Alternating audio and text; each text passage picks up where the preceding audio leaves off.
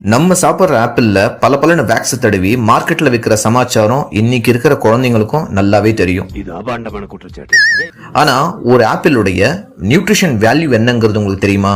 வாங்க தெரிஞ்சுக்கலாம். பொறுப்பை இவன்ட்ட ஒப்படைக்கிறாங்களே, இவன் பொறுப்பை காட்டுன்னு இருக்கிற பருப்பை பூரா எடுத்துருவானையா. அதாவது ஒரு மீடியம் ஆப்பிளுடைய கேலரி வேல்யூ எவ்வளவு அப்படின்னா 95. கார்ப்ஸ் வந்து பாத்தீங்கன்னா இதுல 25 கிராம் இருக்கு, ஃபைபர் வந்து 4.5 கிராம் இருக்கு, புரோட்டீன் வந்து 0.5 கிராம் இருக்கு, அதோட சுகர் வந்து 19 கிராம் இருக்கு. ஆக மொத்தத்துல இது ஒரு good gallery. Hello hello hello, ஒரு நிமிஷம் வெயிட் பண்ணுங்க.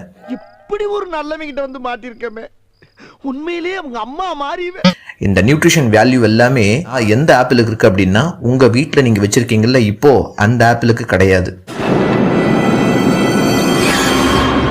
அதாவது ஒரு பழம் அப்படின்னா அந்த பழத்தை வந்து பாத்தீங்கன்னா பியூரிட்டியை செக் பண்ணோம் அப்படின்னா பறிச்ச 5 மணி நேரத்துல நம்ம சாப்பிட்டோம் அப்படின்னா இப்ப நான் சொன்ன அத்தனையும் உங்களுக்கு கிடைக்கும்.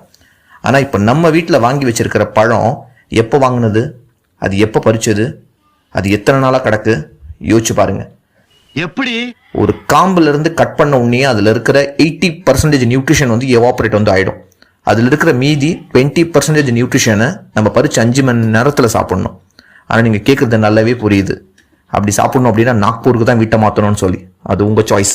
ஆனா நம்ம கிட்ட இருக்கிற பழங்கள் எல்லாமே வேல்யூ வந்து இன்னைக்கு ரொம்ப கம்மி. ஆக மொத்தத்துல ஃப்ரெஷ்ஷா கிடைக்கிற ஃபுட்டுக்கு மட்டும்தான் நியூட்ரிஷன் வேல்யூ ரொம்பவே அதிகம். அதுக்குன்னு உங்க வீட்டுல இருக்கிற ஃப்ரூட்ஸுங்களை தூக்கி வெளியே போட்டுறாதீங்க, அது ரொம்பவே தப்பு. அது எங்க இருக்கு? நெக்ஸ்ட் முடிஞ்ச அளவுக்கு அதை சீக்கிரமா சாப்பிட்டு காலி பண்றதுக்கு முயற்சி பண்ணுங்க. நன்றி.